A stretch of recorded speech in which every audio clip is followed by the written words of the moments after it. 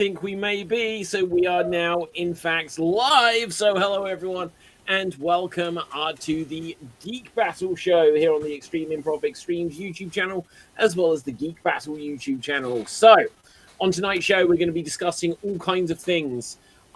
It may well be that Star Wars can be saved because Kathleen Kennedy is apparently leaving Star Wars. And we'll get into Hallelujah!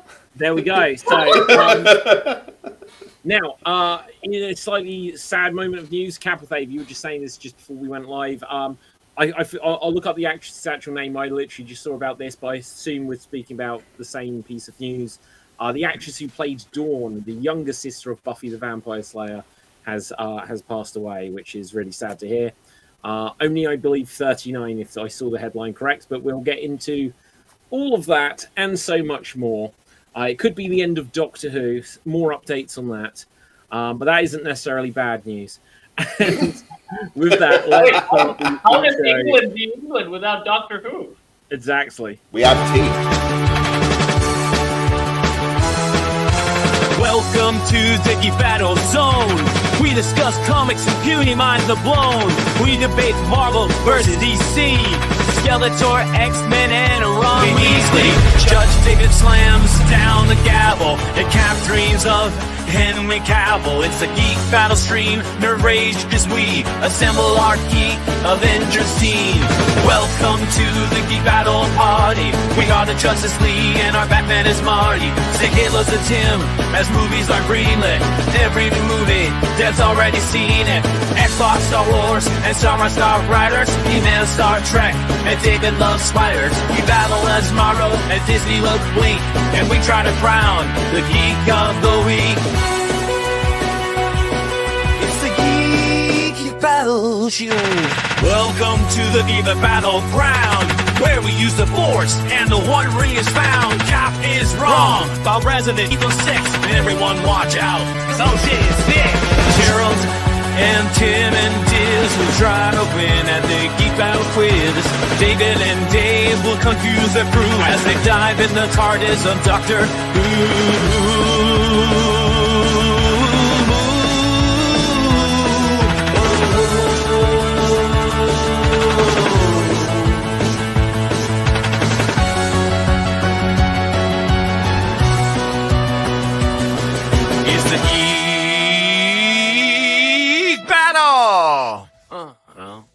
Watch out now, we're full of hot takes. Doc Courtney is garbage, but Red Dwarf is great. You love Sega, I love Nintendo. But in the Geek Battle, we are all friendos. Oh, it's a Geek Battle show. Oh, the Geek Battle show. It's a Teenage Mutant Ninja Geek Battle show.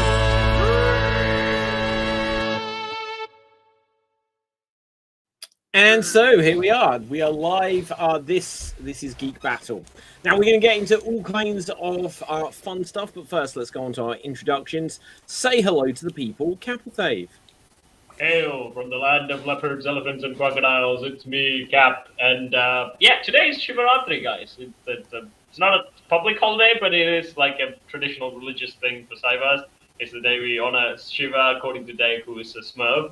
And the mythology factor for that today is that, like, on this day in the middle of the night, creation and preservation were technically fighting to find out who is the better amongst them. Basically, the god of creation and also the god of preservation. But suddenly, there was a divine pillar of flame floating from the cosmos, it reaching to a height that they could not perceive. And it challenged them, whoever reaches the top and finds also the bottom where the pillar is shooting at, is declared the most greatest god of creation.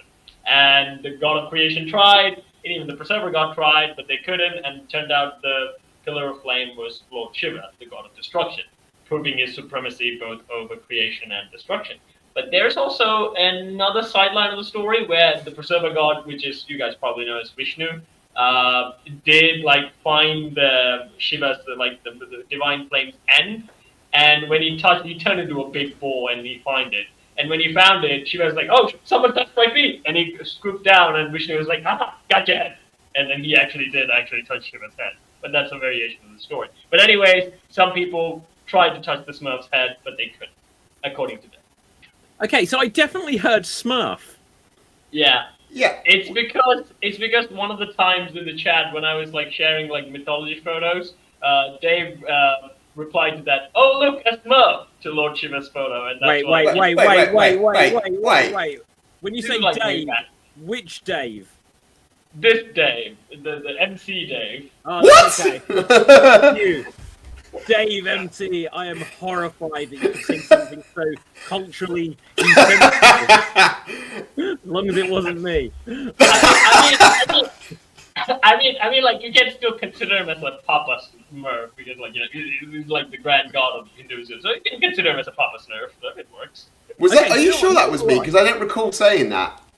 Yeah. It's like way down the line when I like shared like I can Hang find on, that wait, chat if wait. you want. I'm not taking the words of a man who thinks Resident Evil 6 is a good game. Yeah. You know what? I'll hey. find the chat and I'll reply. Yeah, let's find the chat, but in the meantime, let's all just agree Nick did it. Now, I'm not going to lie, as you were describing it, Cap, I was like, this would make a hell of a Lord of the Rings style movie. Most of Hindu mythology stuff are kind of like, I mean, like, you know, like, there's like a big war called the Mahabharata, which there's like animated movies of India. Yeah, but No, I mean, I know. considering because you guys are English, you probably know a lot about it because, like, you guys got a little bit of Hindu stuff on you guys. Yeah, but you know what? Like, I'll be honest. When it comes to, hey, welcome to Religion Battle. No, that's but no, when it comes to religious stuff, wow, this would be even fun just to test our religious knowledge of anything. In the beginning, there was man, Adam and Eve, Jesus on a cross, and I don't know anything else. So that's me wrapped up. Something about bread and wine. Like, bread and wine on fishes. And Christmas. Christmas is the thing.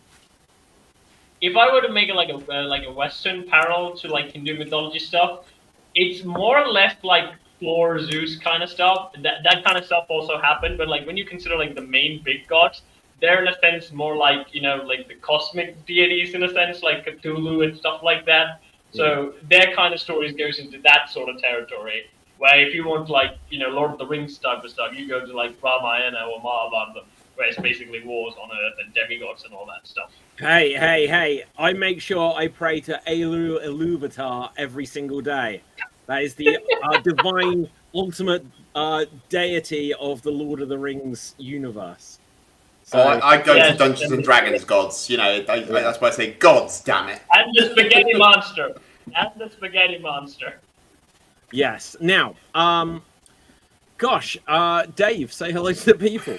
Sorry, hello to the people. My name is Dave MC here in Paris, France, and my geek fact is, of course, a Doctor Who one. The Doctor is actually a licensed doctor, as he took a doctorate course in 1888 in Glasgow, and he mentions this in the Moonbase episode, where there's a disease killing people on the space station on the moon, and his companion at the time, Polly, asked him, "Do you know what you're doing?" And the Doctor replies, "Yes, I took a doctorate in 1888 in Glasgow once." So the Doctor is actually a doctor. Oh, that's fascinating. Okay, Cap, what do you want to say on this? I have a question. Is it a doctor, like an honorary degree, or is it like an actual medical doctor? Because it is different. For a medical doctorate, you actually need to have a license. You need to medical doctor, Cap. Okay. Of course, if we had all the... Just saying he took a doctorate sounds more like it's the other one. Yeah, that's why... David, if we had all the facts about Doctor Who, it wouldn't be called Doctor Who. He just did a paramedics course and he lied about it. He did a PhD in paramedics. Just going to try to mute Cap while I'm at it. Okay. I'm working on it. Okay, no, that is fascinating. It does sound like he's not a medical doctor, but I'm sure in even more recent years there's been that he said that he's a doctor of all kinds of things or something. But yeah, that's interesting. But that's a bit of official thing that he has taken a doctorate, a doctor's degree in Glasgow. Yeah, but the thing is, like, the moon base episode takes hang place in on. like the 23rd century or something, and he took the doctor's course in 1888. Yeah, may not still be So he's valid. not- But No, it might not be valid anymore. Captain Yeah, Faye but will like- understand that even John Cena is a doctor of thugonomics, and that does not Yeah. mean that you can take out your spleen. Right. But okay. I do, but I do like when you point out the fact that like Doctor Who like has many sorts of expertise. There's also the meme, right? Why is like in every fiction a vampire is always a rich aristocrat, and the meme is, well, if you live 100 years and you're still broke, just step into the sun. Yeah. Now, we'll get into all of this and so much more, but I think we spoke about this as a rumor last week, but apparently now it's confirmed. John Lithgow is playing Dumbledore. So Lord Farquaad will now be Albus Dumbledore going forwards. But apparently he's going to be something like 89 or something like this once they've finished filming the series. Oh my god. Yeah. I saw a quote from him. It might be here. So look, yeah, he says, well, it came as a surprise to me. I just got the phone call at the Sundance Film Festival for yet another film, and it was not an easy decision because it's going to define me for the last chapter of my life, I'm afraid. But I'm very excited. Some wonderful people are turning their attention back to Harry Potter. That's why it's been such a hard decision. I'll be about 87 years old at the time of the rap party. But he said Wow. yes. Yeah. I think he's a fantastic choice. He's going to make it really quirky and weird. Well, he is kind of a quirky and weird person anyway. Like the characters I've seen him play, like in Rise of the Planet of the Apes, and then in the sitcom Third Rock from the Sun. Yes. Like imagine if Dumbledore came out and said, "Welcome to Hogwarts. I am the High Commander." Yes. Cap, have you seen Third Rock from the Sun? No, but I'm aware of it. Oh my god, it's so funny. Right. Basically, Cap, John Lithgow, and I can't remember the three that play it. I think Joseph Gordon-Levitt plays an old man in a young man's body. Yeah. And they're basically all four of them are aliens visiting Earth, and they try to sort of understand humanity in a way. Hang on, Dave. Let me. Go on. You for a second. I'll only be able to add a few more details. So they're undercover, pretending to be humans, and there's 4 males, aliens, and one of them is presented as being a woman, who ends up sleeping with the guy from Jurassic Park. The oldest one of them is Joseph Gordon-Levitt when he was about 10 years old, and he ages throughout the show. Then there's another one who's a bit weird, and I forget, he played Inspector Gadget once. But then, like, the one that's in charge of them, like the High Commander, is John Lithgow, and he poses as, like, a university professor and learns about relationships and all stuff like this. But then the big giant head, who is their leader, comes down to Earth, and it's played by William Shatner. And none of them know how to integrate with humans properly, and it's just about learning how they more and more learn about human life. It's so funny. This is like Uncle Martin from Mars meets Power Rangers because of the giant head. I mean, possibly. But my favorite joke from it, if you guys will, I'll try to explain the reference if you don't get it. The Twilight Zone movie that came out in the late 80s had like 3 stories within the film, and one of them was a recreation of a famous old Twilight Zone episode, which they actually did a remake of on The Simpsons as well, where it was William Shatner originally playing the role, but then John Lithgow playing the role. And they're on an aeroplane, and they look out the window, and there's a monster on the side of the aeroplane. Gremlin! Sorry? Gremlin! The Gremlin, yes, you do know it, right? So anyway, the whole time William Shatner's like, there's a gremlin on the side of the plane, sort of thing like this. And then they remade it with John Lithgow. And in Third Rock from the Sun, the very first time you see William Shatner as the big giant head, he's being dragged off of a plane, and he's like, there's a monster on the side of a plane. And then John Lithgow goes, the same thing happened to me. And they both played the role in Twilight Zone. It was brilliant. Great show. That's a brilliant joke, that. It was so good. Yeah. When you guys describe this chick, I'm always finding out either the Animaniacs episode of these skits from the old movies, or it's the Looney Tunes one. And I already told David you should definitely check out Tiny Toons Halloween special, because they do Abbott and Costello. They also do this. Exactly the plot that you described is actually a short in the Tiny Toons special. Oh wow, that's cool. That is very cool. Do you know what? I saw something earlier, Cap. Now you said about the film Substance being based. What was it you always likened the Substance to? It's like Batman. Yeah. Okay, so I found something that showed. I don't know. Can I show this? Yeah, I can show it. Right. So I'll have to scroll. Where's the camera? So Yep. feet The of clay clay. face. Yeah. So look. So it's using the substance. And there's the guy getting the clay, and then showing how they're becoming monstrous and stuff like this. Before eventually, like how things end up at the end. So See? yeah, I see it. I see it, Cap. You Like know? basically, they basically took that's actually from the Batman the '90s, the Batman the Animated Series. But like the whole philosophy thing about aging and stuff. That's the whole season of Batman Beyond, just in the movie, except for that. Okay. Nah, amazing stuff. Now, guys, let's talk some hot takes and opinions. Things that we've seen, things that there's news about. Cap. First, before we get on to the Star Wars and stuff, I did put up a poll of if you could have a power sword, which sword would you pick? And the swords I've got put up on the poll is the Grayskull sword from He-Man. Second was the lightsaber. Third was the Sword of Omens, and the fourth was the Sword of Daylight. What are those last two swords from? The Sword of Omens from Thundercats. The Sword of Daylight is from a Netflix series called Troll Hunters. It's really good. It's basically like a light harness within a sword. It's like a Buster Sword of Clouds from Final Fantasy.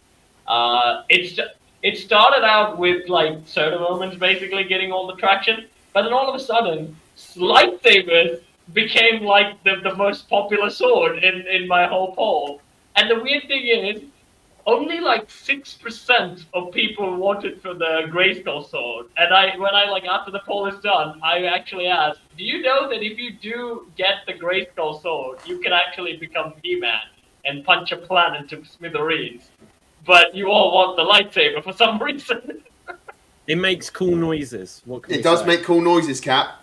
Okay, well, let's hear them, Dave. Let's see it. Give us a little demo of how it lights up. Light that baby up for us. If it would turn on, oh, hang on, it's not charged. He-Man sword never ran out of battery. Shut up! I have a He-Man sword, but just not to hand. It's been in my cupboard for about 6 months, so the charge is dead. Yeah, But here's here's the thing, there, David. I get why there's also another reason why would they go for the lightsaber, because the Sword of Omens, the Grayskull sword, even the Sword of Daylight, you have to be chosen to wield them. Otherwise, they just won't work. Yeah. But for lightsaber, you can just press a button and it will work. Yeah, hang on, wait. With the with He-Man sword, you don't have to be chosen. Yeah. Otherwise, the power of Grayskull will not fall upon you. No, but Skeletor got it. He wasn't chosen.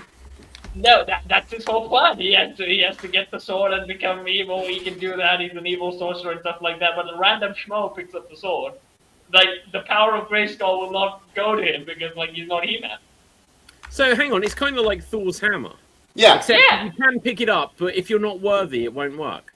Yeah, same So with if I've understood Lionel. this correct, by Dave's use of the lightsaber, he's not worthy. Well, his color is of course red, David. So you get your answer from that. But also the same thing with the Sword of Omens. Lionel's sword won't work for other people. It will work for Lionel, and if Lionel grants it to another Thundercat, it would work for them. But otherwise, still, it just wouldn't. Even the sword itself is small. It only gets big when Lionel has it in his hand. I beg your pardon. Apparently, Yes, it gets I- bigger when you touch it, according to Yeah. Wow. Only when Lionel touches it. Wow.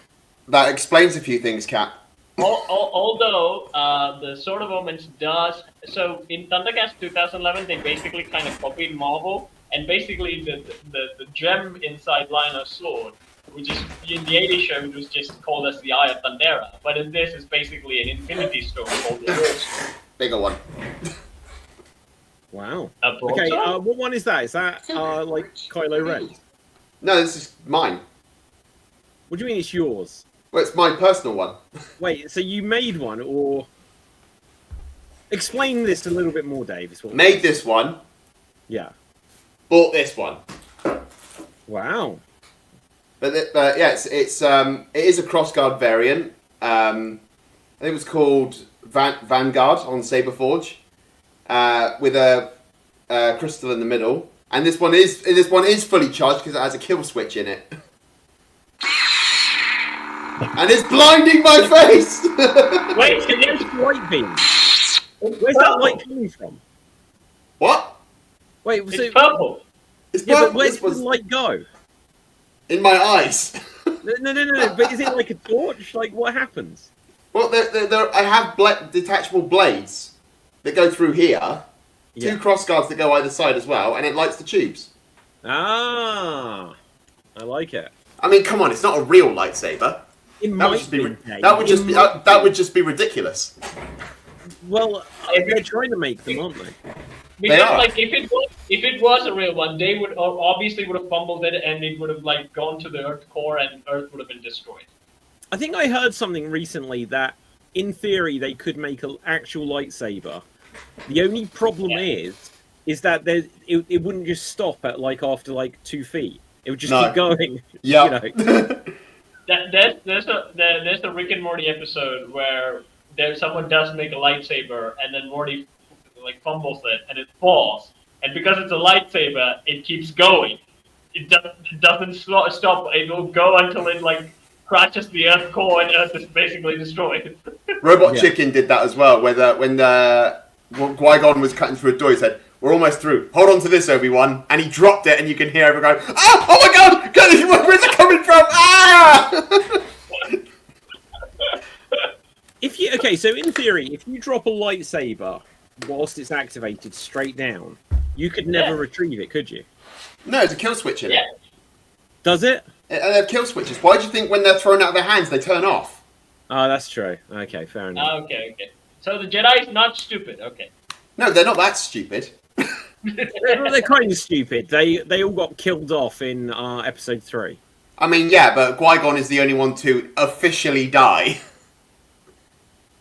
Think about it, because Qui-Gon is the only one who's ever, like, a main character, Star Wars character, that's died by a lightsaber, right? Yeah. Everyone else is killed by the clone troopers, and everyone else nowadays, thank you Disney Star Wars, who gets stabbed, they come back and they just walk it off like there's nothing wrong. It's just a flesh wound. Yeah, everyone is the Black Knight from Monty Python. Oh, God. Just go, I'm invincible! Do you know, guys, I've been watching the Star Wars films in chronological order. Well, no, in a weird order, I'm not going to lie.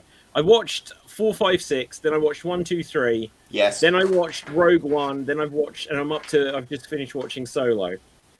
And it's amazing how, like, the Disney produced ones, they're just not as interesting. No.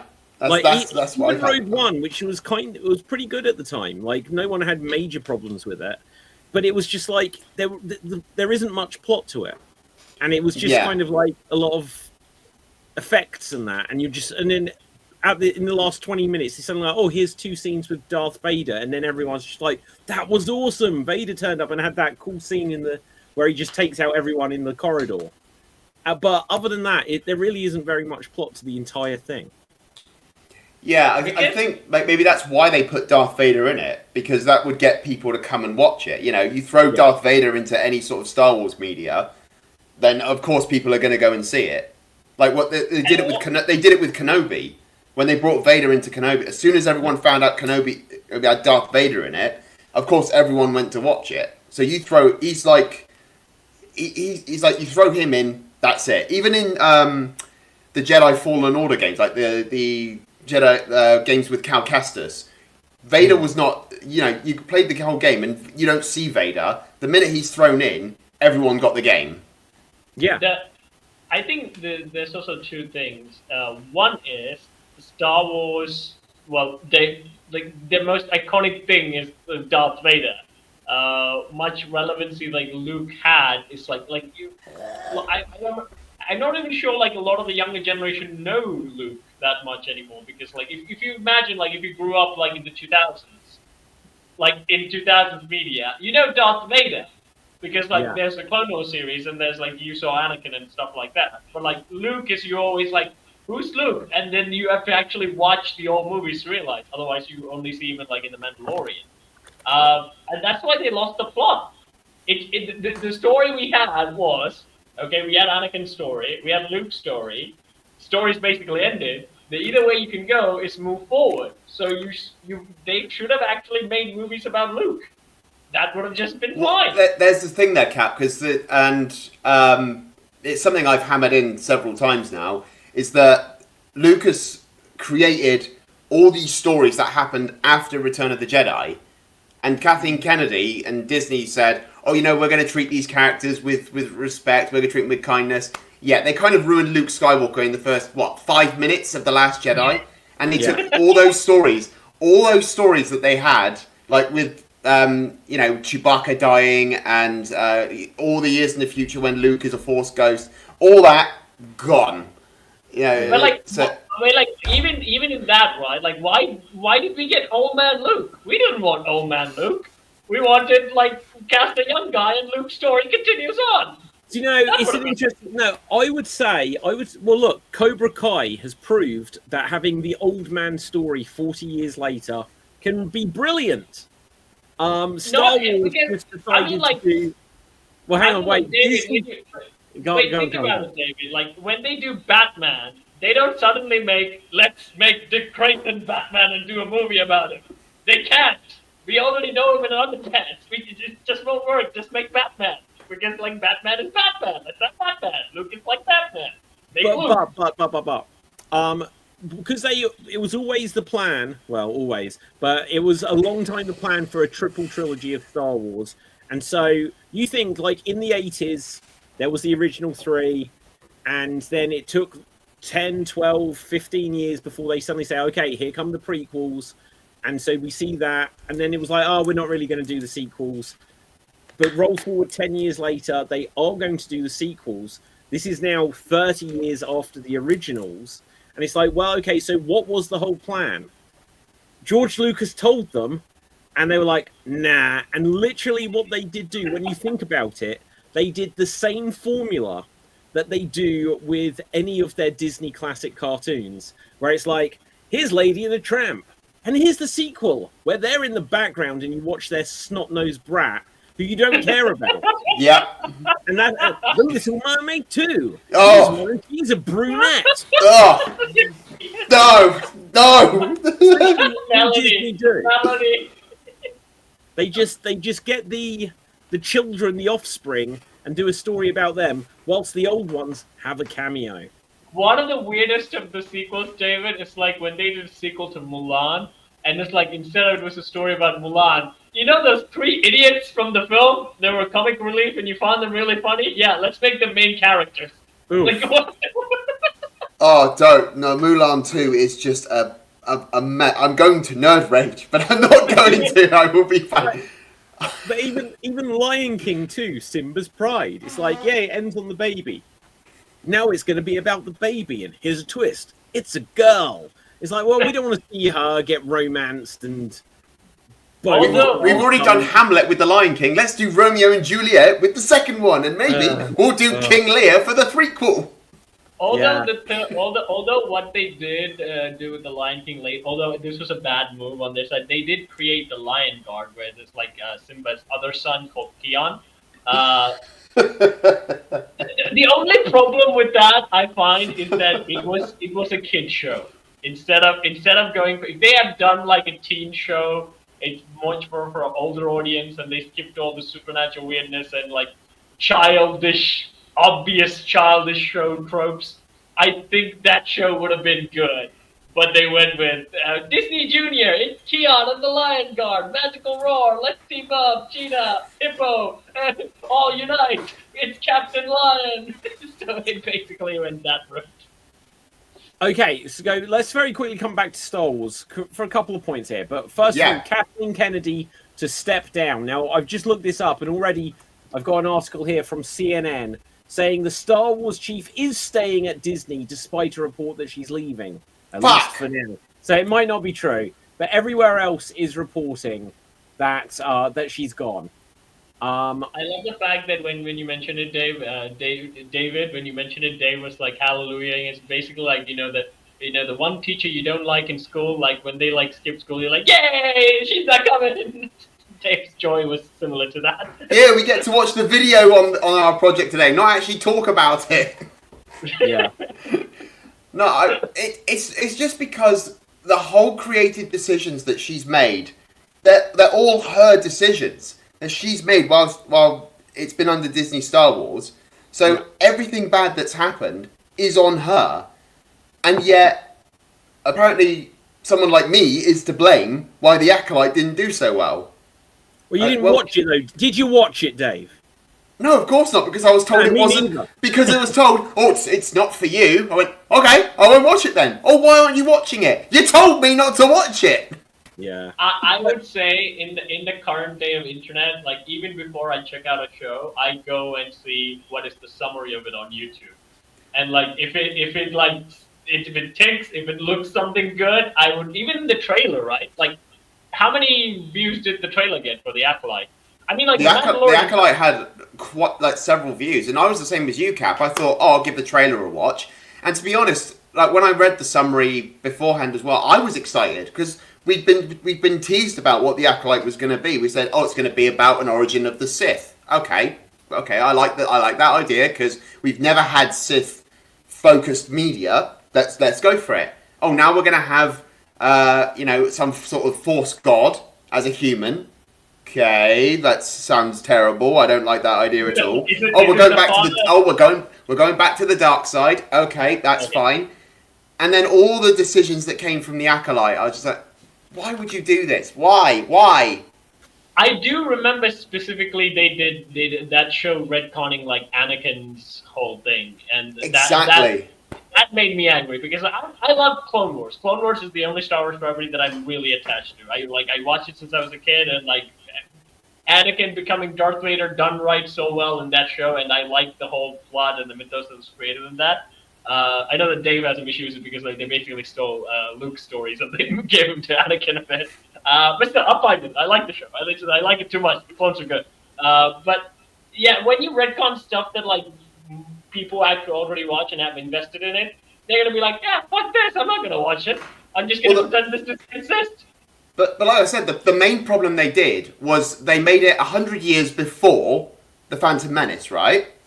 Mm. And they add characters like Ki-Adi-Mundi into it when, no, he wasn't even born yet. Oh, no, we've changed the date, so it does match up with that. But then having these dark side users be active in a time where the Sith were supposed to be gone, having them active and having the Jedi know about this, not tell the Chancellor, even Yoda knew, showing him at the end of the Acolyte, so he knew all along that the Sith were going to return. So that changes everything. The whole point was, in the High Republic era, it was after Darth Bane's era. Darth Bane had just established the rule of two, and the Sith were in hiding. And the reason they were in hiding was because they were gathering strength, getting stronger, until a time when someone would rise and bring back the Sith Empire, a.k.a. Palpatine. Having them active and have the Jedi know that they're active is ridiculous. You can't have... It's just maddening. This is same as like the Rings of Power did with their own Lord of the Rings lore. At least I know like the only excuse I give for them is basically they didn't have the rights to a lot of stuff. But still you can work around the stuff and you can reference it and then play smart with it. But they didn't. Yeah. But what they could have done, and this is what they could have done. Change the Acolyte into something like their Tales of series, but do Tales of the Sith. Do stuff with old Sith that we've only seen in something like Knights of the Old Republic. Do an Ajunta Paul. Do the Greatest Warrior Tulak Horde. Do a Darth Malgus run. Do all these different characters and show us the side of the Sith from that point of view, instead of making shit up and pissing everybody off. They should have shown us the dark Plagueis the Wise, and they did for a brief second, and he looked terrible. Well, but that's one of the problems. Everything like Disney does generally, and it's amazing how there is unity across Star Wars and Marvel in particular. And it's probably all come from some meeting of we're launching Disney Plus. How are we going to approach these things? It's like we're going to do like 8 episodes of filler, and then we're going to show a tease of something. So then you'll get it in the next series or the next movie. And they do that over and over again. But we get 8 episodes of filler where it's like, oh, it's a mystery who the bad guy is, or we're going to change the lore. And that even extends, like you were saying about Rings of Power. Everything nowadays is, we want to tell this story. It doesn't fit with what's been established for 30 or 60 years. So we'll just ignore it. But the thing is, if you'd done that in the 80s, you'd have had some people writing into like a geek fanzine, which is literally just photocopied. But now there's the internet, so everyone instantly knows and is instantly like, oh, they can't do this, and then they swear like it gets this negative reception where then like, oh, the fans are toxic, the fans, they're not really fans if they don't go along with. But it's like, why? We were fans because of what came before, and now what you're doing changes that or discredits that or rewrites it or unwrites it from history. And was the big thing, because again, I haven't seen The Acolyte, where they said that basically instead of the Force, there is the thread. Yeah, so the idea behind that was because the Witches of Dathomir, their whole thing. So they use the Force. They use the Force in a different way to like the Jedi and the Sith. It comes as magic, but it's a way of the Force, right? So that's what they have. They call the thread, which is an extension of the Force. But it's like, well, why not just call it go like the Witches of Dathomir? Don't give it a name. Well, okay, so what I think is, and this is genuinely my theory, I'm going to come back to Doctor Who, which again is under Disney control, is if you're holding this, then it could be a weapon. So Disney had them replace it with a mouse. A Force sounds quite aggressive. So now it's a thread. Why? Everything weak and pathetic. It's Star Wars. It's Star Wars. Are they going to rename the Power of Grayskull to something else, like the Bold Man's Head or something? By the power of Bold Man. This is the thing. I saw articles recently, but I know they've been saying it for years. Like, the idea like, oh, James Bond films, they a few years, because James Bond, that's a thing we can discuss perhaps as well, because there's been big news about that this week. Henry Cavill is in there. So Jeff Bezos put the poll saying who should be, and over 50% said Henry Cavill. So we'll come back to that. But anyway, they were like, we can't have James Bond villains that have got scars anymore. It's like, but why? Well, because it's offensive to people if you've got a disfigurement or something like this, and this is where they're going with all Davros in Doctor Who. Oh my God! Why? That episode they did. Hang on, let me bring up Davros from 2023. Davros. Cap, do you know who we're talking about? Yeah. The guy in the chair. Okay, so hang on. Look, this is Davros that you'll see here on the right. Is what we're focusing on for now, as he's always been. Yes, right? That's what he looked like in 2008. But and then look, there's an even older one. So they basically kept the look. And then suddenly they did a short 5-minute episode with David Tennant in 2023. And suddenly this was Davros. It's and the people were like, from Ratatouille. oh, wow. But they were like, is this an origin story of Davros? We've had the origin story of Davros. But they were like, this is what they're saying. It's like, but like people were saying, are we seeing before he ended up as like this hideous monster in a chair and stuff like this? And they were like, no, but Davros is meant to be in a wheelchair and we can't have something that's offensive. So they ended up just making him some sort of... he didn't start... You're gone. You know what? He didn't start... Grand Moff Tarkin. You know what is really offensive? Is the like, oh, we can't show a villain in wheelchair because like a person in wheelchair might think that am I a villain? No, they won't go and look at that and say, oh, it's again like don't be like forgot the good old phrase like don't judge a book by its cover. Like no wheelchair kid gonna look at that and say, oh, all wheelchair people are evil. That's not gonna be in their head. That's not what Yeah, exactly. Like Davros is morally evil. He is evil in a wheel. He is evil. They basically just said, let's just make him Grand Moff Tarkin. His Grand Moff Tarkin. I mean, look at the uniform, the hair, everything. But the thing that annoyed me the most about that was Davros didn't start working on Daleks until he was in the fucking chair. Yeah, exactly.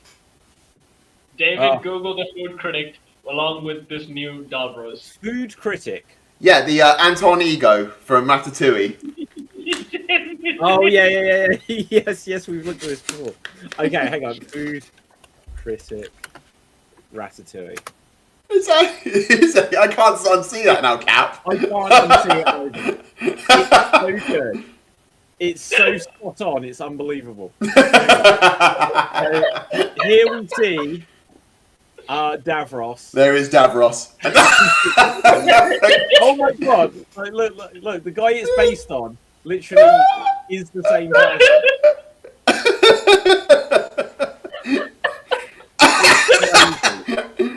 Oh god! Oh. No, I'm here to rate this Doctor Who episode. Can you imagine that if Tom Baker, instead of Tom Baker offering Davros a jelly baby in Genesis of the Daleks, he'd go, "Well, do you want some ratatouille instead?" I like it. But guys, like the one that you said, David, about like it's force, so like I like to call the wussification of everything. Because like that's what I basically call like in the first movie. What's with the wussy fight scenes? If you go back to the Lion King, like the cartoon, by the way, where they kind of like show blood and everything, but like the imagery in that, if you pause like the lions fighting and stuff, they are really cool, like wicked even. Like it's not like if you like put a mute on it and like show the last fight scene between like Simba and like hyenas and the lions. It looks cool, wicked, and it's not wussy enough. It's really good because, like, they know you need to do tension while doing a movie. Look at you could see, you almost feel every strike that they put between each other. And it's about lions fighting, so like we need to entice the drama. In this one, in the new Mufasa movie, it's basically like. You know that scene where the Hulk plays with two stuffed toys? Yeah. That's basically my reference to when I saw the Mufasa movie fight scene. What is this, like, CGI? You can, like, video games do a lot of good stuff with CGI. Why are you so wussy? Going with that as well, Cap, in Star Wars, the Jedi Fallen Order and Jedi Survivor games, you can't cut people in half with a lightsaber. As maddening as that, sick as that sounds, in the game Jedi Outcast, when you have your lightsaber, you cut aliens and stormtroopers. You can cut arms and limbs, cut them in half. But in Jedi Fallen Order, you can't do that. They just get you chop them down like this section, and all they get is like a little mark on their armor, and like, ow. Did Darth Maul write a very strong letter to Disney and saying, "I don't want to see people get cut Yes, in half I have personally experienced being chopped in half, and I feel offended by this. It's just crazy. Like there is this sense of everything now is lame, right? That's the word. Everything is just lame compared to what it used to be. Like. When you watch like Predator or Commando, like the Commando is such a classic Arnold Schwarzenegger film. Where everything he does in that, you just feel like this guy's going to get business done. Like in the first scene, a guy sat there and his daughter's been kidnapped. And this guy's like, hey, chill out. Do you want to see her back? You're going to do what we say, right? And Arnold just goes, wrong, and kills him. It's like the guy's just sitting there. Nowadays, it'd be like, okay, I'll put down the weapon and stuff like this. and he's like he's kidnapped on a plane where he's got to do what the bad guys say, and he just kills this guy with an elbow. And then he's like, I'm gonna kill you last of all, he says to someone.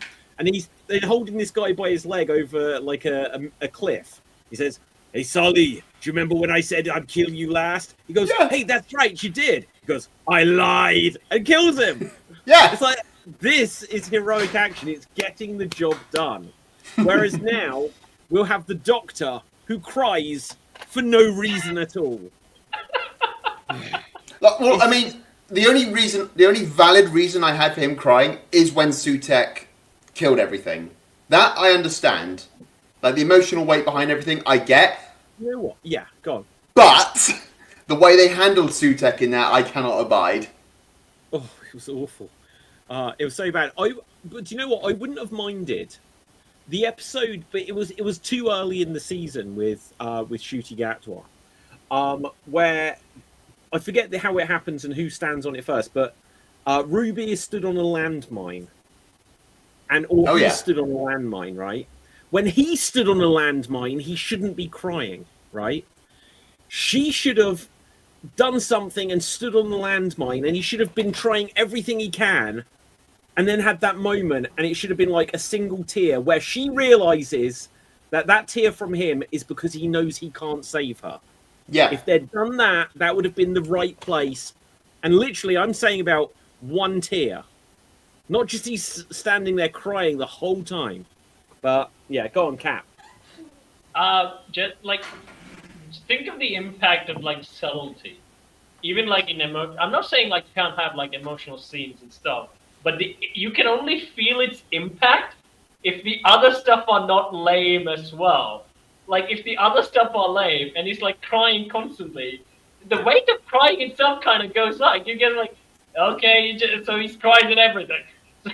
So he becomes that guy instead of being like, oh, I feel it. I feel that. You know what? There's a perfect example. Have we seen Cobra Kai here? Or can we discuss it?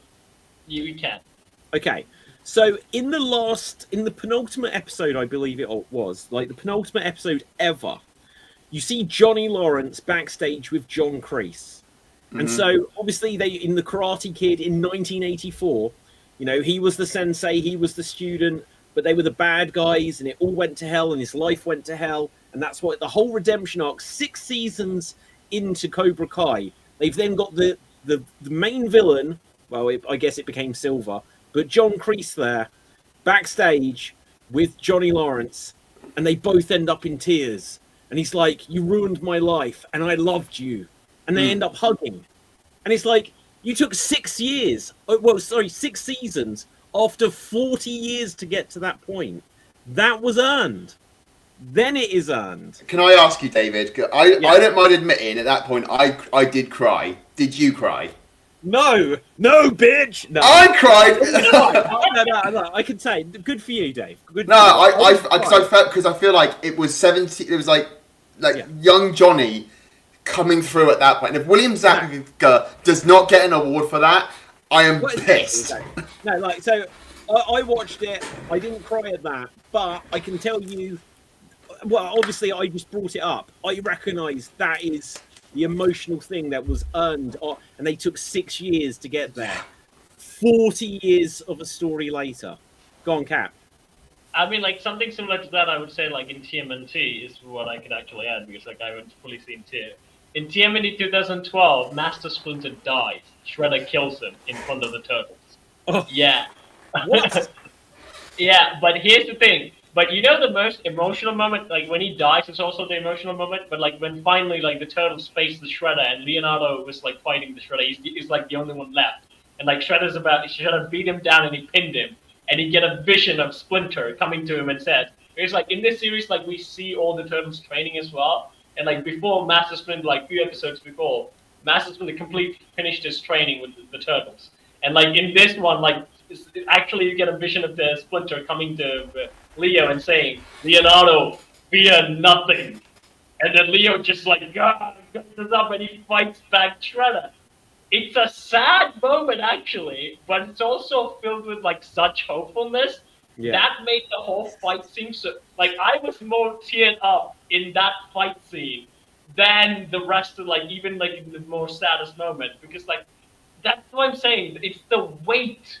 That's why pain, this graphic imagery, they work because they give you the weight. I think the last time I cried at like a film or TV show was The Last Jedi. I was like, this cost me 10 quid to see. I was the same. I was exactly the same during The Last Jedi. Yeah. I was like, oh god.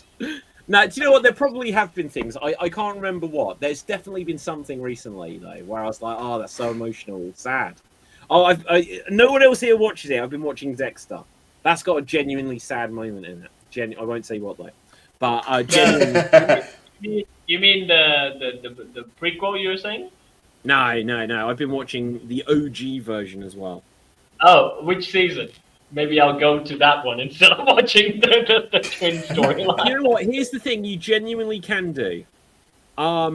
Just watch Cap. Watch seasons 3 and 4. If you're gonna skip anything, skip 2.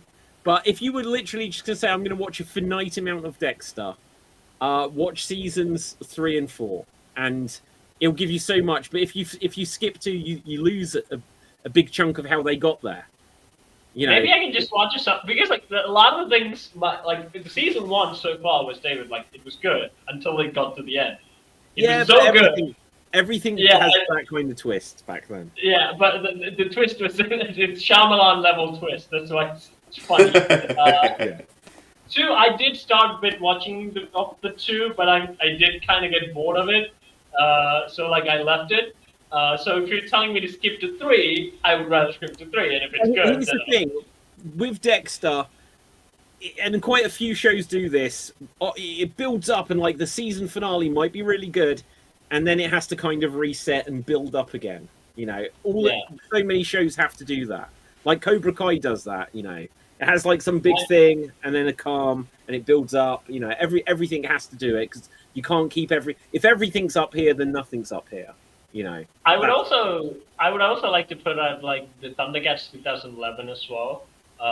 One of the things that I think they should have done some of it, but they should have done it for Mufasa. In the Thundercats 2011, they actually made Tigra and Lion-O brothers. They are actually brothers, and Tigra is the older brother, but Lion-O is the one who's chosen to be king, mainly because Tiger is adopted. And also he's a lion, and also the sword also chosen, and you go through this whole sibling rivalry. Most of the time they're actually utter dicks, and most of the time Tiger whoops Lion-O's butt.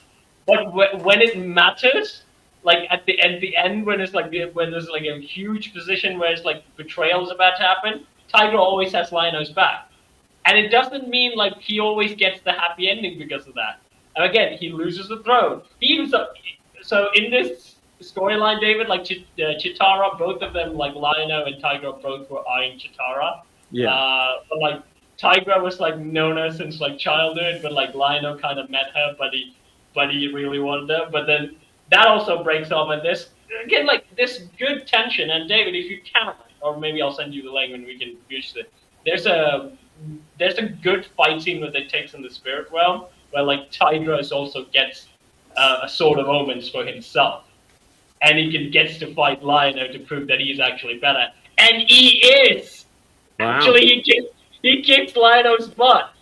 But in the story, we kind of get the sense the reason why they chose Lion-O is not because he's the greatest fighter or anything. He basically has the heart of a king, and he's actually a better man than anything other than else. And you get all these again, it's story building, it's losing, it's winning, it's the whole journey. We all forgot the hero's journey. Maybe not Cobra Kai, because you guys have been rapping good about it. I will say, Cap, you hit the nail on the head right there. I think a lot of these fantasy, sci-fi, all these films are forgetting, and TV shows as well, they're all forgetting the hero's journey. You know, the best example I give is if Goku from Dragon Ball had his god level power from the first bit of Dragon Ball, there'd be no point. There'd be no point to all his fights. There'd be 0 point to anything. You know, if your hero has maximum power from the beginning all the way to the end and doesn't learn anything, then what's the point? So what's the best way to do that? Because what usually happens is it will either be that a character learns to get their powers and then they're that. But you look at everything, Spider-Man, Superman, Batman, it's all got a time of where I can't be the hero anymore or I've lost my powers. They always have to remove everything from someone so they can build them back up again. You know, Superman lost his powers because he gave them away. Superman 3 becomes the bad guy and has to find his way back. Batman gets his back broken, has to train himself up to be able to do anything. Spider-Man, he loses his powers, or he gets the symbiote and stuff like this. They always have to take the power. Iron Man loses his powers, like literally. Thor loses his powers. They do it with literally everyone. With Superman, though, it's very interesting. Like in the 90s animated Superman, the series, they don't necessarily take away his powers, but like they put him up against enemies that are really challenges to Superman. Like one of the episodes still I remember is like kind of scary. You know the Parasite, right? The Parasite villain of Superman. Yeah, he basically kidnaps Superman and like puts him in a basement so he can like come and leech off of him. And Superman's utterly helpless. He can't really fight that guy because like, every time, it's really scary in the kid show. The dude beats Superman up. He traps him in a basement, and every time he comes and juices on Superman and leaves. And then it takes Jimmy, Superman, Clark Kent's friend, Jimmy. He's the one who comes and helps out Superman. That's how Superman frees himself. And the best way to show, like, for like ultra powerful characters is you can't really if you lose the powerhouse aspect, they're not going to be the powerhouse aspect. But you can always show weakness in character for powerful people. Batman is easy. He's still a human, so all you have to do is like put him against a bigger challenge. But for someone like Superman, always show weakness in character more than in weakness in power. In the Justice League, that's why they did it beautifully, is because like Superman becomes like the sole protector of the earth. The president says like everyone disband their nuclear weapons. We have Superman now, so we don't need nuclear weapons anymore. And everyone disbands their nuclear weapon. Next day, aliens attack, and Superman. We still got Superman. Oh, it was a plot from the aliens. They did it to weaken humanity because, like, if you rely on Superman, he's just one guy. He's really powerful, but he's still a one guy. And that's where, like, Superman learns, oh, I need more people with me to actually... That's why he recruits Batman, Green Lantern, and they all come together to actually... Because, like, even Superman cannot cover everything. So that's the way to approach a powerful character. I would say that as well, Cap. But I'd also say like a character needs to be humbled a little bit. Like you say with Batman, he's got let's use the back breaking as an example. Batman had his back broken by Bane, and as I say, he's a guy. He's Batman's in his prime. He's in the prime of his form, his fighting skill. He's established himself, but then he gets humbled by Bane.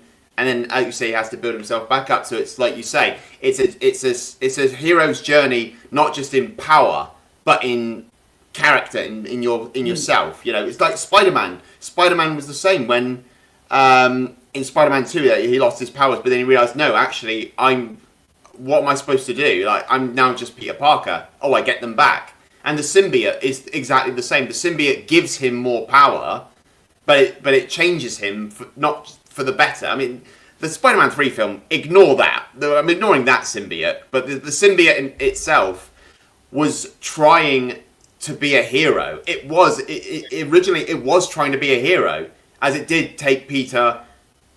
It took control of him and went out into the city and did its own thing. But even then, Peter saw it as, no, it's changing me. It's making me aggressive. It's making me a worse version of myself. So it's a journey in power and in spirit. So that's what they need to get the perfect balance of now. It's amazing how much they can't get the balance of anything right. Because even when you just speak about like the symbiote, let me ask both you guys: Venom from Spider-Man 3, Venom with Tom Hardy. Tom Hardy. Ultimately, Tom Hart, no, it sucks. Like, each of those films got worse than the last. Like, the first one, we were like, oh, thank God it's not the guy from that 70s show. It's Tom Hardy, it's Bane. But, like, I don't think it holds up that well. I think... I mean, with the Tom Hardy's Venom, they turned him into the hero, basically. Like, it wasn't a messed up symbiote trying to do the good thing, but it's kind of psychotic. It's more like a romantic comedy or like a buddy cop film. That's what the Sony was going for with the Venom thing. If they had a better script, I think like Tom Hardy would have been a much better actor to perform than the guy that got it. He did. What, for Bane? For Eddie Brock. Because he was always kind of... I think I have in my head. Okay, it's absolutely like this, you know?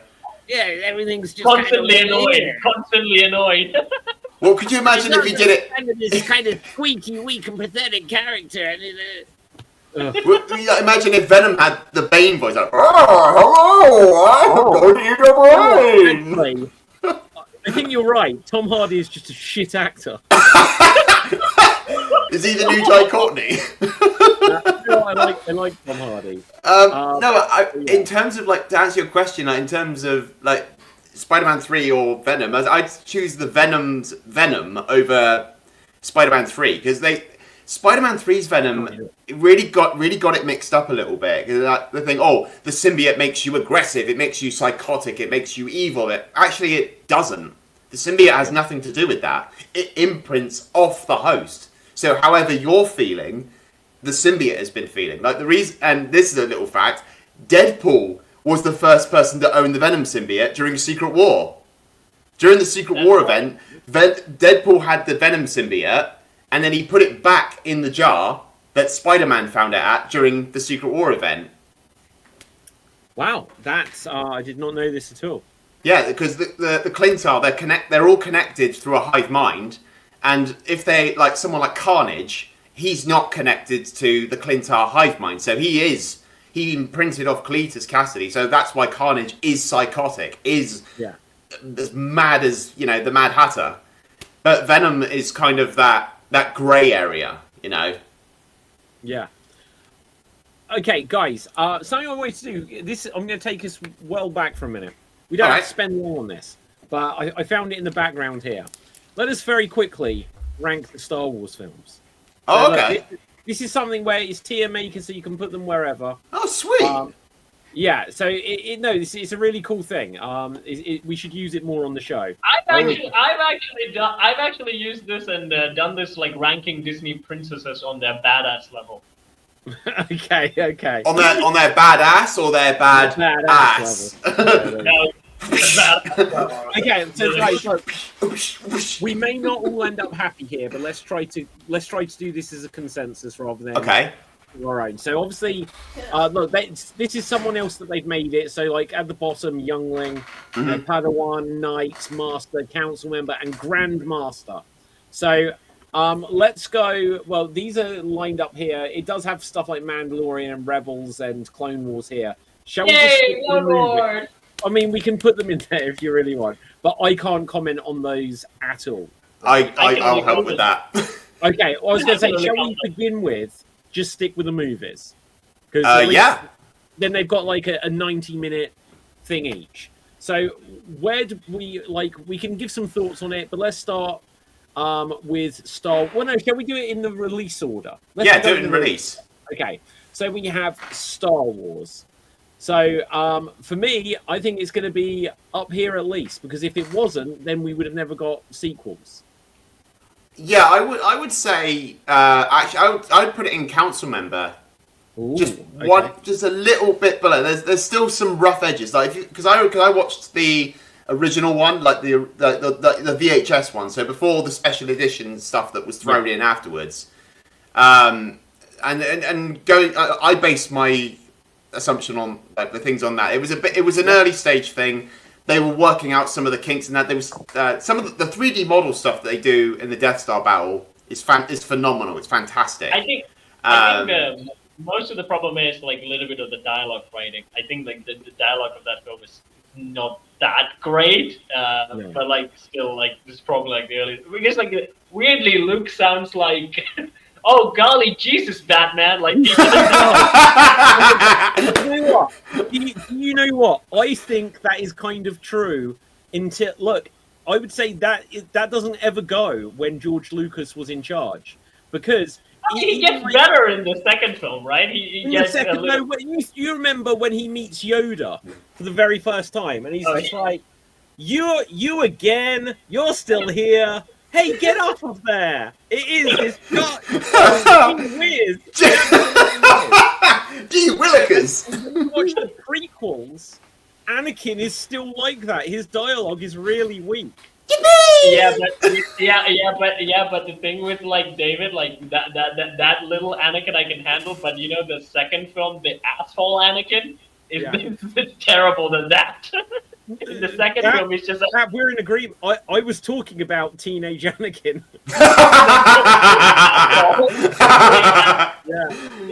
This guy was meant to be a good guy. I don't see it. Yeah, he's a douchebag the entire time. Okay, so Cap, where would you put it?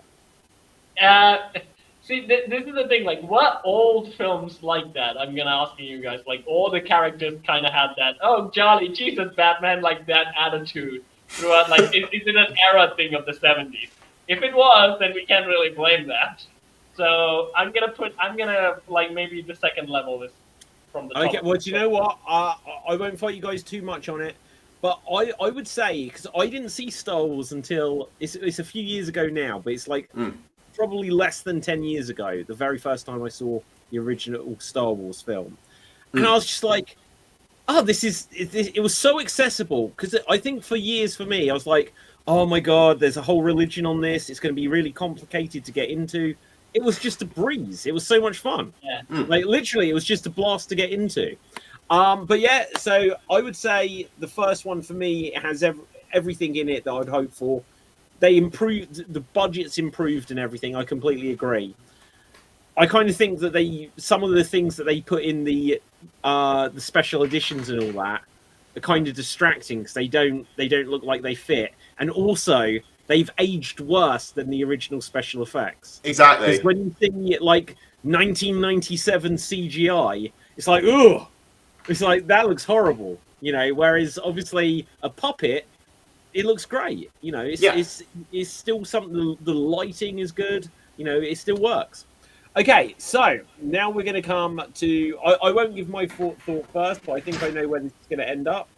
Let's see, are these in the wrong order? Yeah, you've put Return of the Jedi before Empire. Okay. Oh, yeah. Okay, so Empire Strikes Back. Does anyone want to? This is where the Luke does like Yoda training, right? Yeah. I do remember like some good lines, good lines from Yoda. So I do have a soft spot for that, like the training arc. So I'm gonna same level. I'm gonna stick with the same level. Okay, Dave, how about you?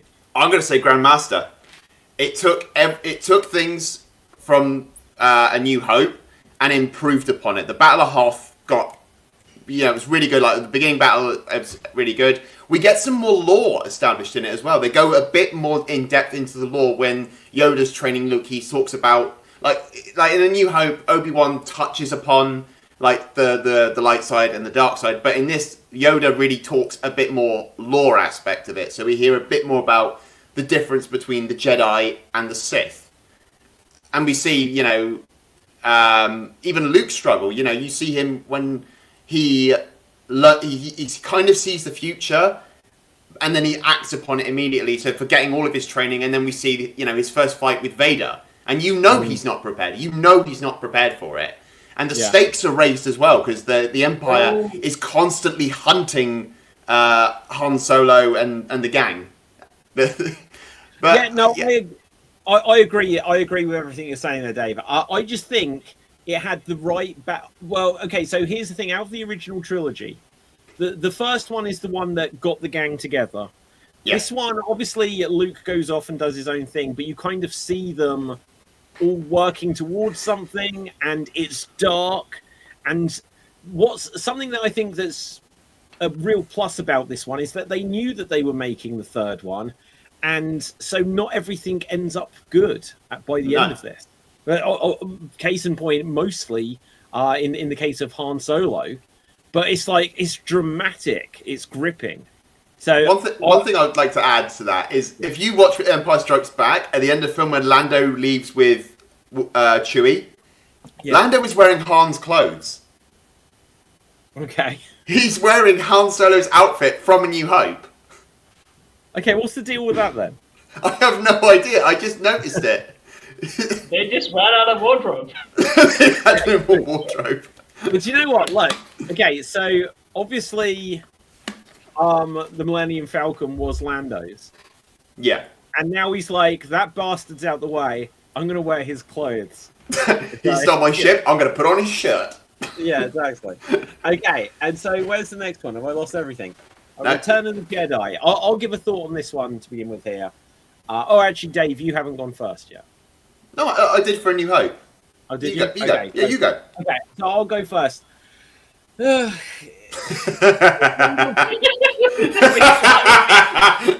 kind of like takes characters away from a lot of the action, where they're just trying to like stop a signal at a base, kind of thing like this, and you've got like Leia and Han there. And it just feels like, well, the main characters aren't doing the main mission. The main characters are doing a side quest, so other characters can actually do, like, even if they did the most important thing. Because, like, I'm trying to think, if you've got, like, a film that's like, we're going to launch the missiles, and then you've got the computer nerd that's trying to block the signal, this put the main characters into the role of, you got to stop the signal so that all of the other characters, who we don't know as much, are going to be the ones that save the day. I think they got that wrong. See, the thing is, like, the only thing I remember from the third film is the final fight. I've not seen and rewatched it in a long time, but like the final fight is so impactful. So it's up there. It's up there. I can't do that. It's the movie that you go and like when you see Darth Vader's out of the helmet. It's the end of the story. You have to give it to that. Do you think? Look, and it's not fair to include the prequels into this in a sense, but we'll get to it. But if the only prequels I acknowledge is the Clone Wars. Okay, but when you get to the to Darth Vader's redemption story, as we were talking about, like with Johnny Lawrence or other characters like this, he's done too much that's bad. He can't redeem himself. Why is he a Force ghost at the end? Now, look, we'll get on to episode 3 later. But that scene where he literally murders all the younglings himself, it's like this guy can't be redeemed, and yet he's then there as a force ghost, and literally in the special editions or the remasters or whatever, and they've literally just got young Anakin Skywalker there. It's like this was the guy that killed all the children. So there's stuff that's messed up. David, there's an actual meme where it's like Anakin being a Force ghost and appearing between the other Jedi and all the younglings that killed him looking at him. All the younglings looking at Anakin showing up to the ghost party. Oh, look who's here! The guy who killed us! What's anyone else's thoughts? Because for me, personally, if it was... Look, these can stack side by side, but if it was literally just an order, I'd be putting this here. I'm not defending this film, but like for the Anakin thing, right? Like again, like this was like much fleshed out in Clone Wars, where it's like we do see like how the failures of the Jedi and how they fail him. Still doesn't excuse Anakin going, kindergarten killer man, but kind of say like they were basically the Jedi were breeding their like in a sense their own child army. They got so strong, and one of the procedures of the episodes where we said like they don't like kidnap babies, but in a sense they go like your child's so force sensitive. It's better if they come with us. It's good, but still but it's just a child. I want to have a child, so I want to give him a normal childhood. They don't have to. They don't forcibly take children away, Cap. They don't take them by force. Sorry, I forgot. They don't take children by force. They recommend that it's better, and considering that the Jedi are highly respected, of course parents are going to go, "Oh, my child is a Jedi. Of course, I'll send them away." That's kind of the mindset. But they take them away when they're pretty much babies or when they're young, so they have no parental attachment, so they can be molded easier. Yeah. Yeah, see that's where the it comes from. But it's like that's not done good. I mean, like it's basically like The Witcher's taking childs to turn them into mute. Although I do have to ask Dave, like, what is the survival availability of a child becoming a Jedi? Is it like in the training or something like that? Is there like chances of them dying? No, not for Jedi training. For Sith training, guarantee it. For Jedi training, not so much. Unless you're there when Anakin is there, or unless Luke Skywalker tries to train you up and Vader's grandson is there, and you still get butchered. Oh yeah, definitely. If that's the case, then it's fine. But it's like a Hogwarts scenario. If you're a main character, it's certain death. So but if you're a side character, you're fine.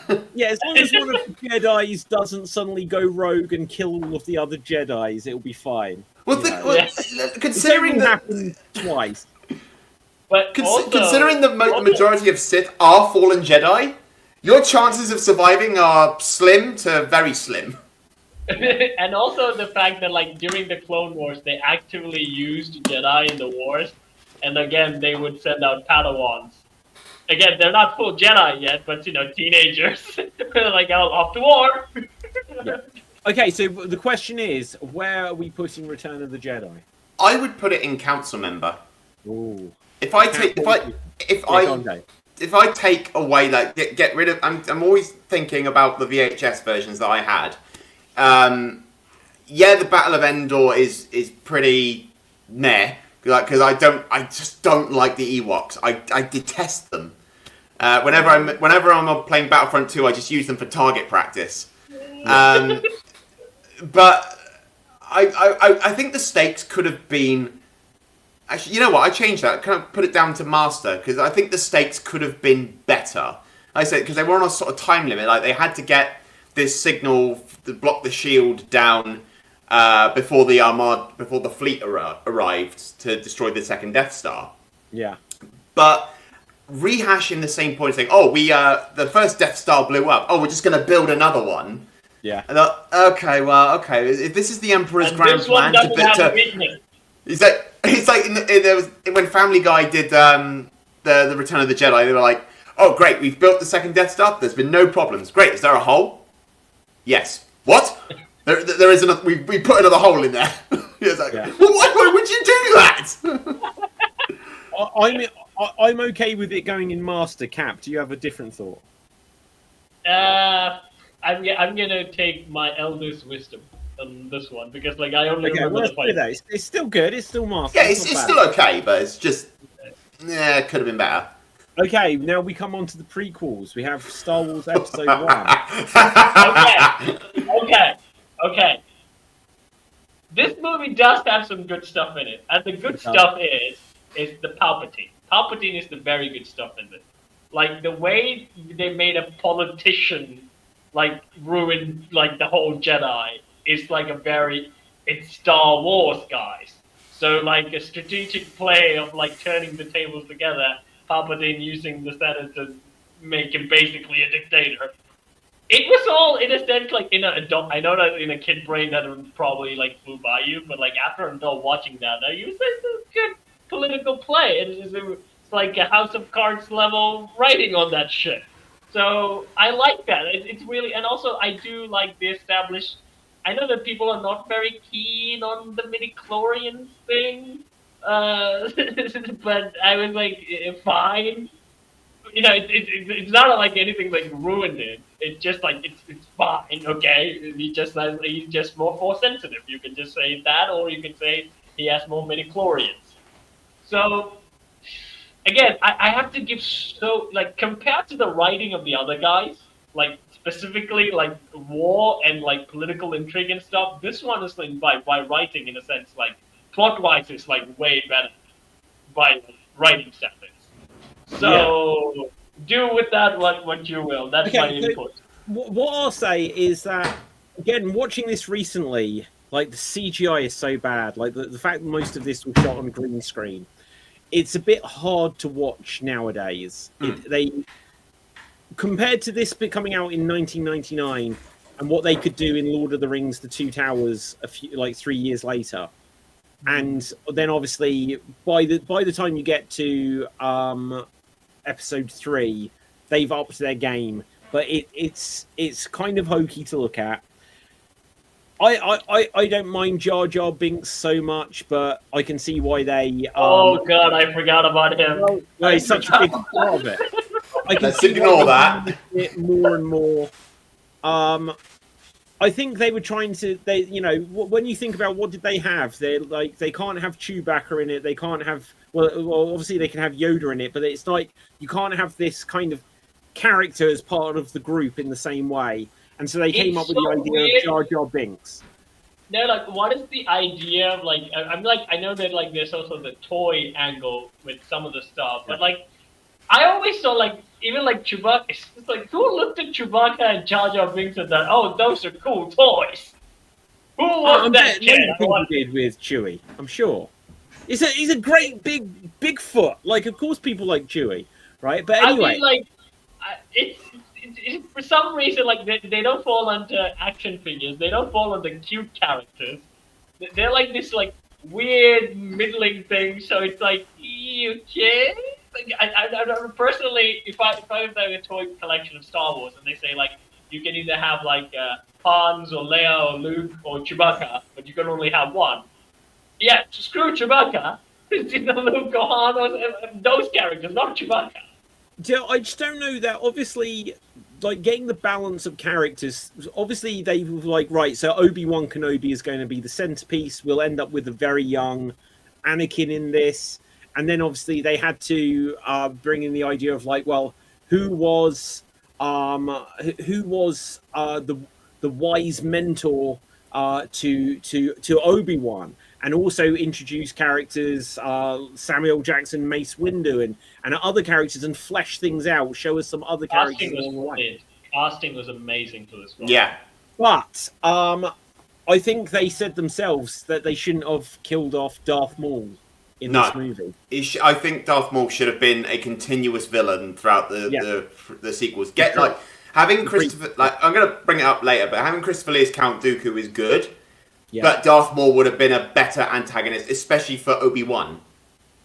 Well, also, when you think about Count Dooku, when you watch episode 3, and it's kind of just like, well, he's there, but they instantly nerfed him just so that it's like we can just get him out the way, because we're going to be all in on the on Emperor Palpatine here, right?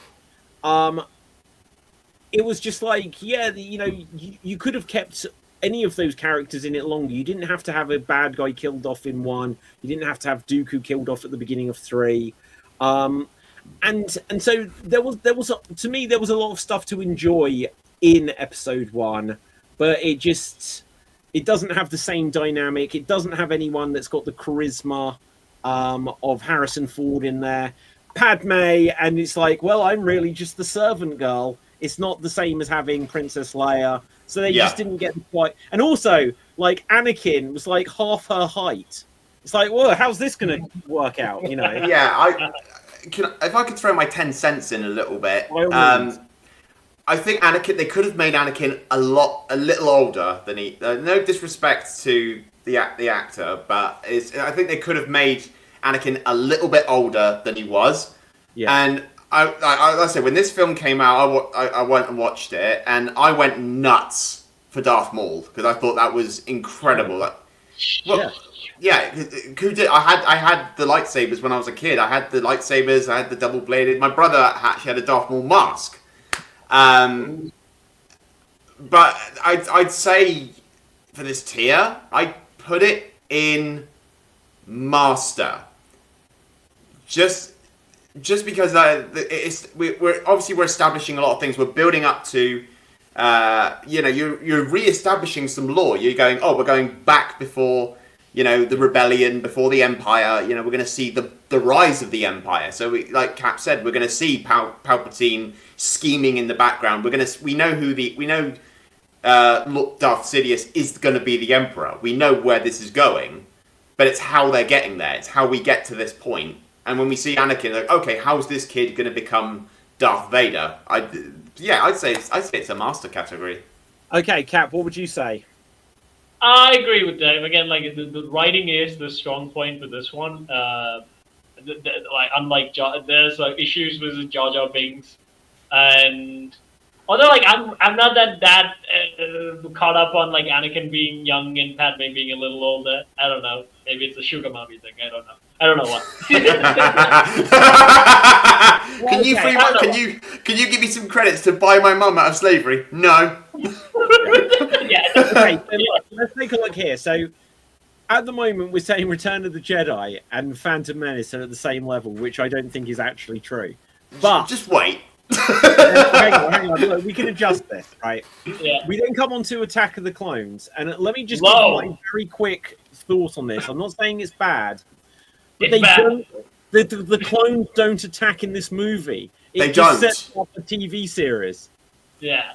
They don't. Yeah, I'm with you, David. That where you've got it now in the night category, I put it there because it is so slow and boring. And Dave, they don't like sand. It gets everywhere. No one likes sand anymore. Do you think? Let's sit there for now. Like, is there anything? I watched this recently, but honestly, my mind's kind of like blanking on it already. It is boring. It was boring. What was the clones didn't attack. We get introduced to the idea of them. There's a big tease at the end. They escape. Weird romance. We get this we spend so much time on this weird romance. It is a weird romance, isn't it? Yeah, and it's kind of out of nowhere. Yeah. And like, obviously, we don't know what's gone on in between Phantom Menace and Attack of the Clones, right? Well, so we don't know. When they meet each other at the beginning, she's like, "Hey, do you remember me?" And he's like, "Hey, baby." And it's just like constantly, he's just like, "My intentions are to bone you," like instantly. So awesome. As soon as he came up, then I haven't seen her in 10 years, and I shall bang her. But also, don't you actually the idea? It's like, you're a Jedi, no boning allowed. It's like, yeah. Actually, David, there's a line where she actually says, like, I remember when you were like this tall, and you're just a little kid running around.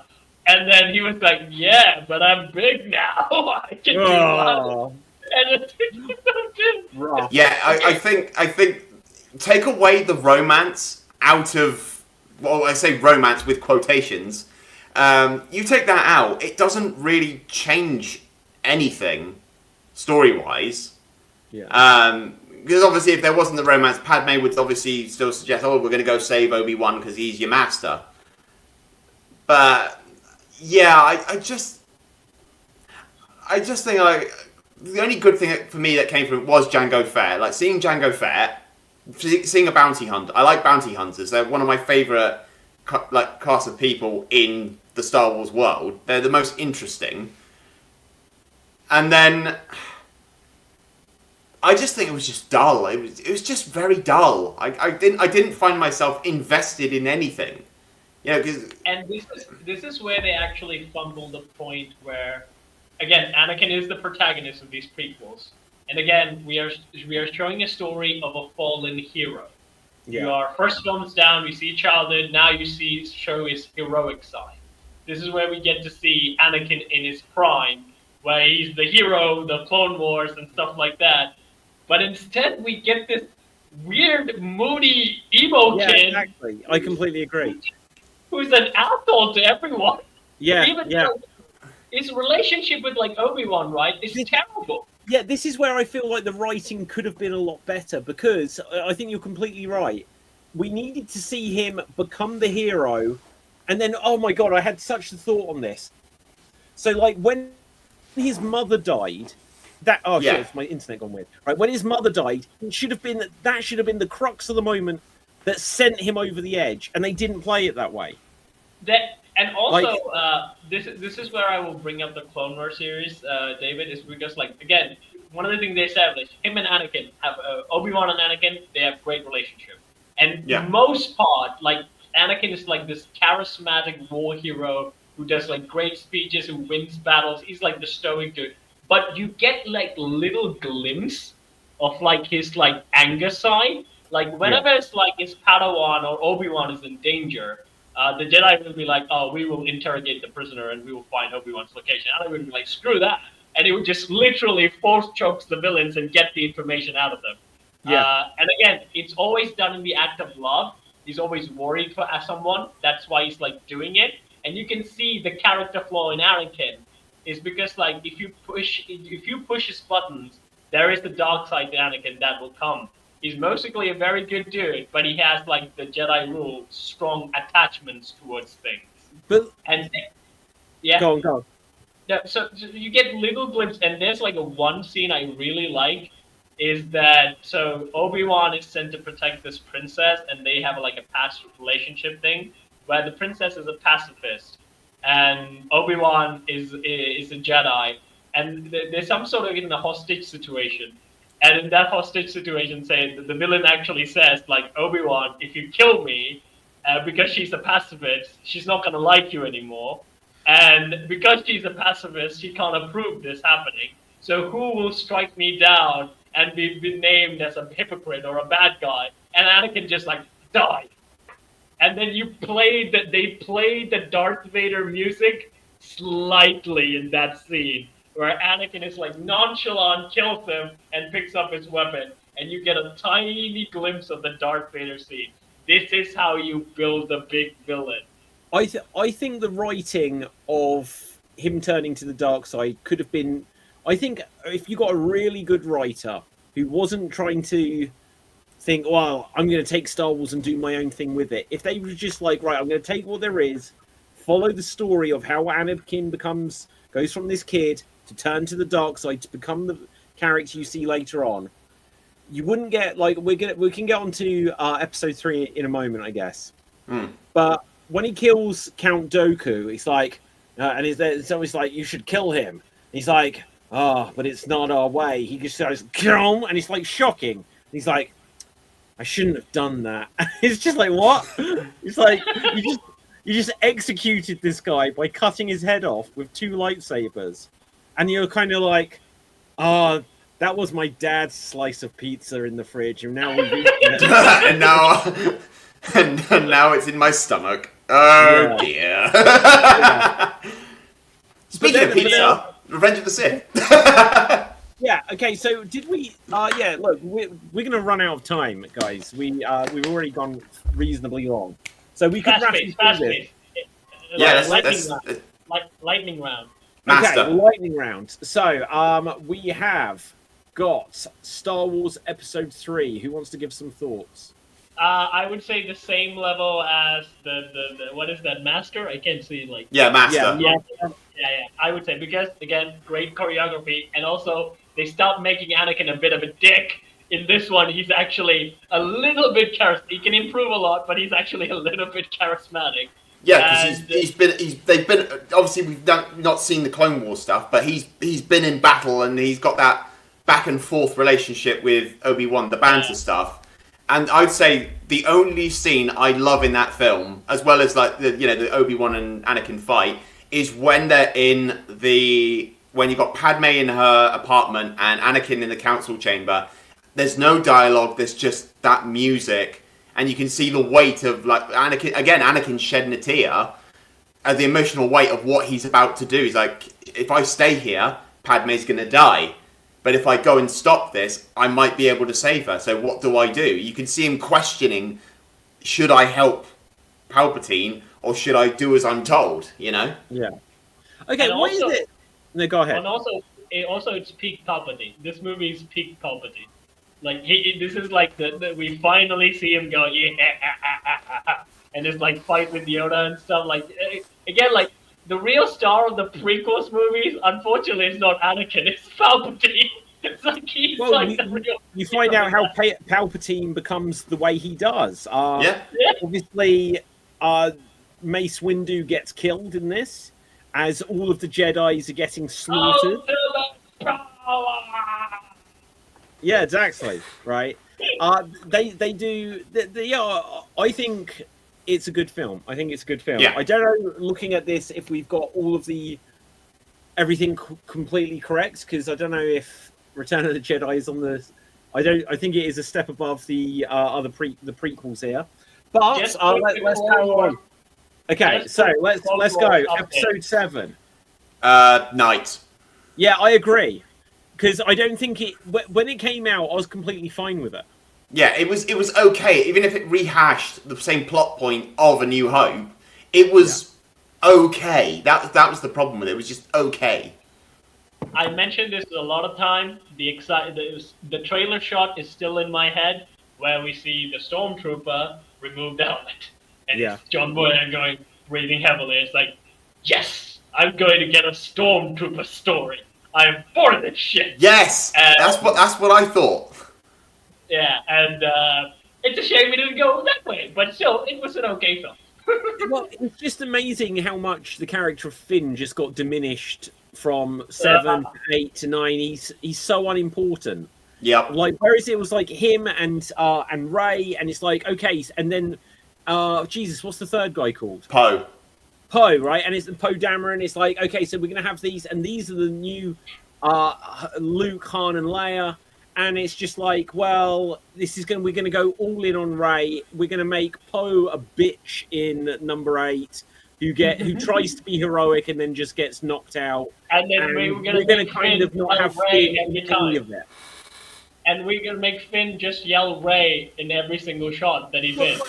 Is it also in episode 8 where like Finn's like, I'm gonna sacrifice myself, and Yeah. then someone's like, no glory, and knocks him out, right? Yeah, and her whole reason was, no, you don't kill someone you love. When he was trying to say, so basically, everyone is dead, galaxy's screwed, all because you wanted to bone him. Yeah, but you know the weirdest thing? Finn would have been like, I've been, in this whole movie, I've been like rambling about another girl, Ray. Like his whole line is Ray, Ray. Ray! Like, that you probably, bad idea to have feelings towards me, right? Like, all you've seen me in this movie is, like, call her name out. Like, I'll tell you what it is, Cap. I'm going to say this very briefly. It's Dragon Ball side character logic.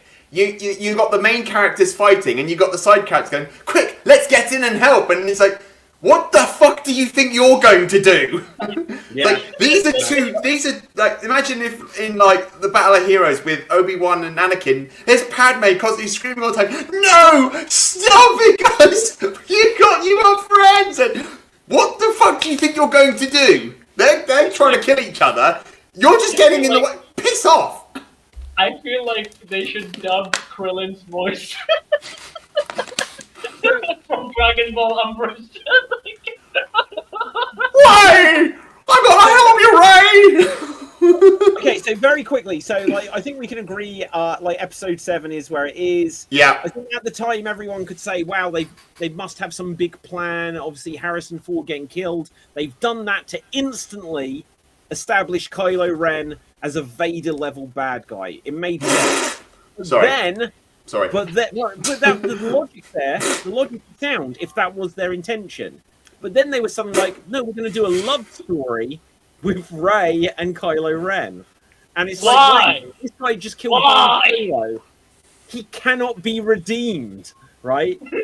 It's like literally, so we just said about Vader, killed all the younglings. And it's like, well, how can that guy ever be redeemed? We didn't care about the younglings other than the fact that they're children, right? Kylo Ren killed Han Solo, who was the most loved character in the whole franchise. Yep. And then they want to make him romantic. Anyway, so the question is, where are we putting episode 8? Youngling, next one. Youngling, next film. Okay, Rogue One, where do we put that? Council member. I think council member. Oof. Wow. I wouldn't go that far, but Captain do so. Cap? Yeah, I mean, like it's one of the most strongly written films, I would say, and it kind of I do like the story of like the Death Star weakness and all that thing. Although it wasn't that much entertainment. That's my only problem with it. Right, so I don't think like the robot whose name I forget in it he was pretty funny, right? Yeah. But otherwise, the story is they've got Jimmy. No, not Jimmy Smits. That's Leia's father, who I think might be in it, or maybe he's in Solo. But who is it? Who is it? He. Oh God, what's the actor's name? He was Hannibal. He was Doctor Strange villain. Mads Mikkelsen. Mads Mikkelsen. Yeah, Mads Mikkelsen. And it's like, so they kidnap him. They try to kill whatever her name is. Who I literally, when they put this Jyn out, Erso. okay, fine, right? I was like, oh, is it just who is this? Is it Rey's sister? Who is this girl? Right? And so they've kidnapped her father, and now he's like, I'm a broken man. But if they'd just get someone else to do it. So I had to go along with it and design the Death Star, but I put in a fault. And the whole film is just about finding the same secret that the very first movie was about a mission of getting this secret known. Yeah. So it's a complete retread. It's a dramatic ending that obviously they're on the planet that's destroyed, and so they don't have the happy ending. And we get really dodgy CGI Peter Cushing, and it ends on dodgy CGI Carrie Fisher, like literally the week she died, which was, unfortunate. Yeah. I think it was all right. Out of the new Star Wars, it was fine. The corridor scene with Darth Vader being a badass. Literally everyone is rooting for him in that scene. Yep. Which kind of tells you that they did a bad job, because you shouldn't have been, because he's the villain. But fine. Yeah, I'll go. I will change it to where you put it there in Master. Because of those points that you just made, I'm leaning towards your thing. I was thinking more along the lines of you do see that grey area in a way, like the Empire, of course, they're the bad guys, but then there's that sort of grey with the rebels and how they're behaving as well, you think, the rebels are the good guys, but then the actions that they take, you think, wait, aren't these the good guys? Aren't they supposed to be for liberation and freedom? Why would they needlessly slaughter or needlessly abandon people or say, oh no, murder this person that could potentially help you? Because that's not the rebellion you see in A New Hope. Yeah. Okay, very quickly, 2 more to go for the movies. And the one thing I can say about this is obviously we're all trying to compromise on that, so this isn't going to turn out the way any of us would agree with. Where are we vaguely putting Solo? It's got to be better than... Oh, it's definitely better than The Last Jedi. But I'd say Night. Oh, okay. I won't go against that too much. It's worth seeing, Cap. It's worth seeing. It's a bit of fun. It is just like a one-off fun little film, Yeah. Is it Empire Strikes Back level? God no. But it's fun. I'll say that. But you know what? Like, just very quickly coming on to like episode 9. Same bullpup. No. Put that down. In fact, it's better than The Last Jedi. Well, no, Dave, bring it down a bit. Yeah. Bit more. just leave it in there. Make it disappear from the screen. Because I strongly say Youngling because it pisses on everything, and bringing back Palpatine with no build-up for God knows what reason, having them build Death or Starkiller base weapons on every Star Destroyer, and then having a fucking somehow they have a time limit until they're ready to go, so we have to planet hop to all these different places to find one fucking item that we can find the fucking Star Destroyers on, that then come out of hyperspace anyway, and then they're like, we're gonna ride on the Star Destroyers with fucking horses, and while all that's happening, Rey's having an existential crisis. Oh no, because I'm a Palpatine, that must mean I'm evil. No. Anakin was a Skywalker, and he wasn't evil. He was made that way. You were not made that way. Angry nerd rage. Wait for it. And nerd rage. It literally pisses me off, that film. Fair play, guys. I will relent. I would say, like, if I can do a tiny shuffle, I would still say it is better than episode 8, because to me, at least they tried. They knew that they'd royally screwed up, and they tried to put in some fan service. I had more fun before I left the cinema with it, but I take on all the points you just said, guys. Yes, but I tried making a sausage and egg bake, and it was disgusting, and I never tried again afterwards. It's a funny thing, like, do you know the line that Oscar Isaac says, like, somehow Palpatine has returned? And if you freeze on that frame, his brain is thinking, what the fuck am I doing? Why didn't they film Dune already? I should have been Timothy Chalamet. Why am I doing this Star Wars? My whole career is ruined. Internal screams, nerd rage. And then when they do that, and when they do the whole this Force dyad thing that they've established in The Last Jedi, that somehow they can teleport items across each other, and they're fighting across basically dimensions. I'm like, that is the most stupidest thing you could ever think of doing in all of Star Wars. And I go back to this point. Darth Vader had a somewhat redeemable story because he was a good man and he could be redeemed. With Kylo Ren, he's a new character. So if you want to have him go down this path of pure unredeemable character, push through and go with it. We don't need to have the redeemable villain. You know, not every villain has to be redeemable. Have them bad. Have them... maybe have Kylo Ren be the one who kills Leia. Have him... No, I've separated myself... Oh my God. They I've did have separated that from that. She died in real life, right? Yeah. But what they did with her to finish off her story was so bad. Oh, just a spoonful of sugar helps the medicine go down. What is it? Like, obviously they had to do what they had to do with her. No, they didn't. No, look, they had limited footage, right? And they were like, we CGI'd her in this last picture. We're not going to CGI her. No, now's the time you CGI her because you don't have any footage, right? So they did what they could out of the footage they had. But just the very idea that, like, Han gets killed by his snot-nosed brat son, Leia just evaporates for no reason, and Luke evaporates whilst nowhere near the battle he's taking part in. Yeah. You know what I'm actually thinking of? You know, this whole movie, the whole Rey, Finn, and what is the other, Kylo? You know how it would have been nice if they all three were students of Luke, and that's how the movie starts? Was like, Luke starts the new Jedi Order, and these three are the students, and that's where the movies go from there.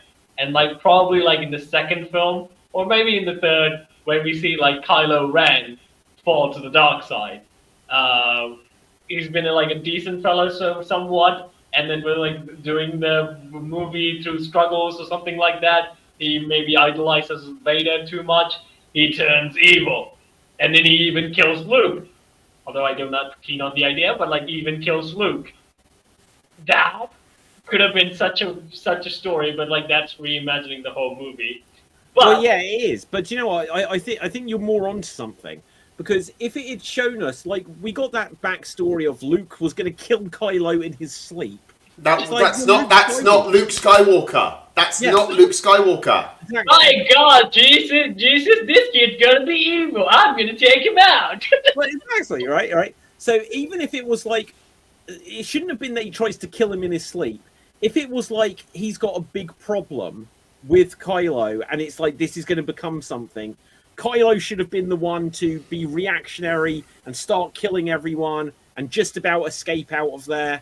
And Luke should have had a moment where he's like, I could have killed him, but I can't because it's Han and Leia's son. And that should have been the thing where he's like, I made this big mistake. And it could have built up to the moment that you're talking about, Kat, where Kylo could have been like, you know, it's like, oh, I'm not going to kill you. And then Luke still hesitates and then either gets killed, or they could have gone like, not that they should do flashbacks, but literally it could have been just like mirroring what happened with Obi-Wan and Vader and Luke takes the evasive action, and it doesn't happen, and then they go a different path.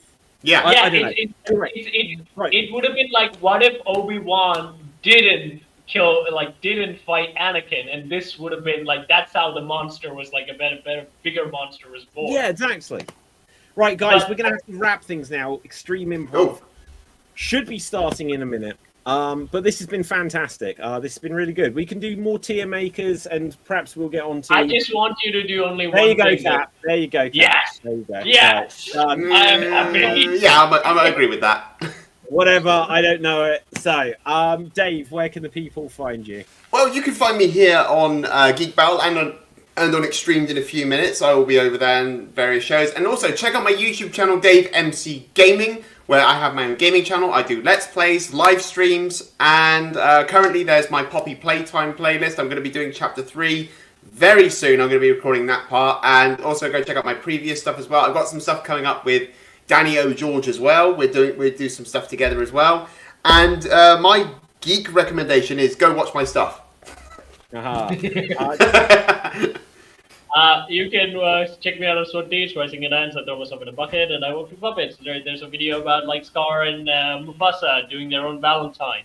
So check that video out. And my recommendation, go check out Dave and his stuff. But the other thing is, there's some big stuff happening on the channel as well. That's an announcement. Something big, something really big. Is it Lionel's sword? Maybe not that big. But like something big, the episode might drop on not this Sunday, but next Sunday. So it's a very mythic episode, I would say. The other is like I did forgot to mention like the Vampire Hunter D movies, the anime movies. Recently, it had the anime anniversary. So check out those old anime movies. It's really great. Awesome. My name is David Pistansky. You can find me on Facebook, Instagram, and Twitter at David Pistansky, spelled P-U-S-T-A-N-S-K-Y. You can also get my new book. The logo is playing a bit havoc on us here, but the Extreme Improv 2, bigger book of improv games. Just so you can see how much bigger it is literally a bigger book with loads of games in there. So, with that, until next time, and it's available on Amazon worldwide. So, until next time, stay safe. Always stay extremes. Live long and prosper. May the force be with you. Nanu nanu, and ciao for now. Boom. And we're off the air. Ooh.